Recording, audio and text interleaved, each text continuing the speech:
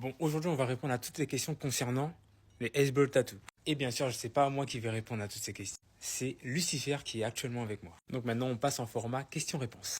Combien coûte la procédure d'un Icebird Tattoo? Moins cher qu'il y a presque 10 ans en arrière. C'était à combien il y a 10 ans en arrière? Ouais, les premiers Eyeball Tattoo en Europe, ils étaient à 5000 euros les deux yeux. Actuellement, ça coûte 2000 francs suisses les deux yeux. Ça fait 2300 euros, quelque chose comme ça. Que justifie le prix des Icebird Tattoo? Tu payes pour l'artiste, tu payes pas que juste pour la réalisation. Injecter, ça a l'air simple, hein, mais après tu payes aussi pour la connaissance et tu payes aussi pour l'artiste. La connaissance, ça implique que je sais exactement là où il faut pas injecter, qu'est-ce qu'il faut pas injecter et pourquoi il faut surtout pas le faire comme ça. Est-ce que toutes les encres sont compatibles pour les Icebird Tattoo? Pas du tout. Malheureusement pas. Et heureusement. Heureusement et malheureusement. Combien de temps dure la procédure d'un Icebird Tattoo? Les Eyeball Tattoo, c'est la procédure la plus rapide et indolore, mais la plus traumatisante qui existe. En fonction de combien de couleurs la personne veut, mais si elle veut juste une couleur, c'est une procédure qui peut prendre toute la procédure, donc parler, préparer, tout et tout, maximum 5-10 minutes. Mais la procédure en elle-même, l'injection, c'est une histoire de 3 à 5 secondes. Quels sont les risques qu'il peut y avoir pour les yeux tattoo? Alors le risque le plus courant sur une procédure contrôlée, donc c'est l'encre qui sort sur les paupières. Ça malheureusement c'est quelque chose qu'on ne contrôle pas. Pourquoi? C'est pas. J'ai souvent lu des commentaires en mode c'est une mauvaise technique, il a injecté trop d'encre. Ça n'a rien à voir avec ça, c'est une question de morphologie au niveau de l'œil. Des fois en fait la couche qui protège l'œil, enfin je pourrais vous faire un schéma, mais elle ne doit pas là où elle devrait être, et du coup ça fait que le liquide passe sous la paupière et ça fait des taches. Il peut avoir de l'hypersensibilité à la lumière qui peut durer quand même quelques jours, et il peut avoir une accumulation d'encre, même pas à cause de l'encre, mais parce que l'encre a de la peine à se diffuser, et le corps produit une réaction inflammatoire qui fait comme une petite boule, et ça peut faire une petite sécheresse dans l'œil. C'est les risques les plus courants qui existent. Qu'est-ce que tu réponds aux personnes qui disent qu'on voit de la couleur qu'on a mis dans nos yeux? C'est vrai, moi je vois en noir et blanc. J'aimais pas la couleur, j'aimais pas le HD. Je suis passé à l'ancienne, noir et blanc. N'importe quoi. Encore une fois, il faut arrêter de dire des conneries et de les relayer sur Internet parce que les gens, en fonction de la communauté que vous pouvez avoir ou de la portée que vous pouvez avoir, c'est même pas une question de communauté, c'est une question aussi du buzz que vous faites. Les gens vont croire tout et n'importe quoi. Faut arrêter. On injecte entre la sclérotique et la conjonctive. Ça n'a rien à voir avec l'iris. On ne touche pas à l'iris. Mes yeux, ils ont l'air peut-être très noirs, mais c'est parce que j'ai des yeux foncés de base. Donc du coup, ça fait vraiment cet effet noir.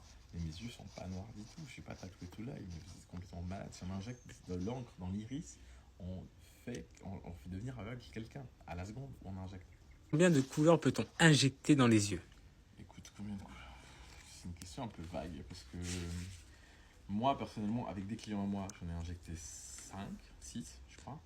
Et avec mon frère, paix à son âme, qui est mort gâteau, avec lui, je crois qu'on en avait fait un client, il avait 12 couleurs dans un seul œil. Oh.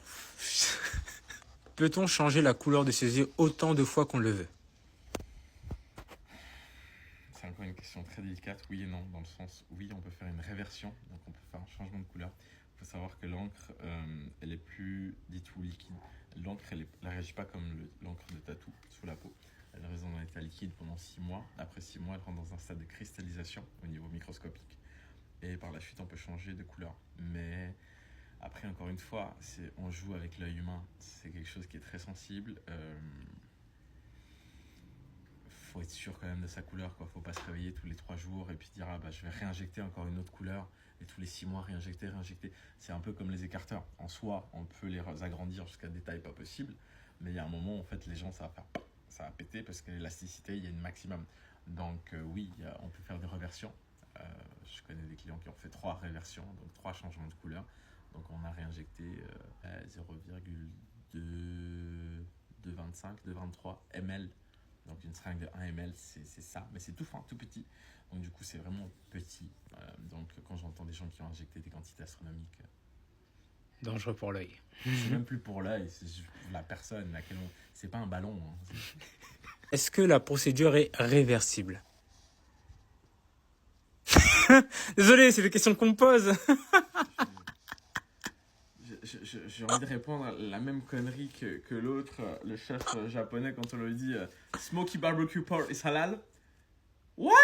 On tatoue pas avec une machine de tatou, premièrement, et on fait pas du laser sur l'œil pour faire du tatouage. Non, ça n'existe pas. Et on va jamais enlever l'encre qu'il y a dans l'œil. Pour le moment, il n'y a pas de technique actuelle qui existe en médecine pour faire ça. Ça n'existe pas. Que se passe-t-il si on injecte de l'encre blanche pour les personnes qui aimeraient par exemple retrouver la couleur blanc de leurs yeux? Est-ce que même c'est déjà arrivé? Oui, Ah ouais. malheureusement. Alors, j'ai un avis très tranché. Hein. Ceux qui me connaissent bien savent que je suis pas aussi bourrin et un peu connard sur les bords. C'est juste que des fois, les gens me font peur en un truc tout con. La couleur blanche, c'est cool. Dans le principe, c'est bien. Mais qu'est-ce qui se passe sur le long terme? Des fois, souvent, le blanc. Le blanc, il a tendance un peu à se pigmenter légèrement. Donc, soit il se pigmente légèrement en fonction de la couleur que vous avez choisie. Si votre artiste, il est un peu con sur les bords et il a choisi le mauvais modèle, enfin, la mauvaise couleur, la mauvaise fournisseur de couleur blanc, eh ben, il risque de virer légèrement jaunâtre sur le long terme.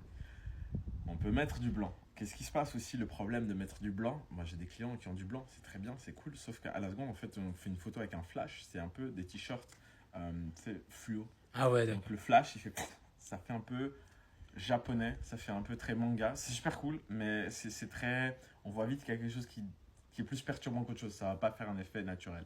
Quels sont les soins à procurer quand on vient de faire l'opération? Alors, prévoir des lunettes de soleil. En général, on a une hypersensibilité à la lumière qui dure quand même 72 heures, donc 72 heures pour nos amis belges, moi qui suis suisse. Du coup, ouais, 72 heures avec des lunettes, parce que la sensibilité peut être très chiante. La procédure ne fait pas mal, mais l'encre, vu qu'on a créé un petit trou avec une seringue à insuline, on a créé un petit trou. Sur ce petit trou-là, en fait, l'encre sort. Donc, elle a tendance en fait à partir. Et l'œil ne vous fait pas mal, mais la paupière, elle est hypersensible. Donc, du coup, en fait, l'encre sur la paupière, ça va vous faire un petit peu cette irritation qui est assez chiante. Donc, il faut prévoir des compresses stériles, si possible, du sérum Phi pour mettre sur la compresse et pouvoir venir nettoyer, vraiment faire un geste comme ça. Les femmes qui utilisent des rímel ou des hommes qui utilisent du maquillage, vous avez un peu la technique, vous enroulez, hop là, vous venez vraiment chercher ici. Et puis après, ouais, c'est avoir des gouttes qui lubrifient et qui hydratent l'œil. Donc il faut les deux, une hydratation et lubrification de l'œil. C'est pas la même chose. Peut-on perdre de la vue sur de long terme après la procédure? Oui, mais ça n'a rien à voir avec le eyeball. C'est la même chose que les gens qui disent ouais, mais avec le split on perd du goût. Non, c'est pas à cause du split qu'on perd du goût. Souvent c'est on a un problème de base et par la suite ce problème, vu qu'on se focalise plus sur les yeux, on se dit tiens, je commence à voir un petit peu plus flou chaque année. C'est depuis que j'ai fait mes eyeballs. Non, c'est juste que vous n'avez jamais fait un contrôle ophtalmique comme il faut, général, bien stipulant chaque point que vous devez faire par rapport à l'œil, la pression, enfin tout ce qu'il faut faire. Et du coup, ça fait que vous passez souvent à côté de petits problèmes. Sur du long terme, en fait, on se dit ce problème-là est lié à ma procédure. Ça arrive tellement souvent qu'en médecine, ah mais vous avez une infection, c'est lié à votre implant subcutané. Mais l'infection elle est à l'oreille, docteur. Oui, mais votre implant subcutané dans la main, c'est à cause de ça. Ça n'a rien à voir. Ne cherchez pas des fautifs là où il n'y en a pas. Comme d'habitude, si tu as d'autres questions, n'hésite pas à les écrire dans les commentaires. En tout cas, ciao, abonne-toi.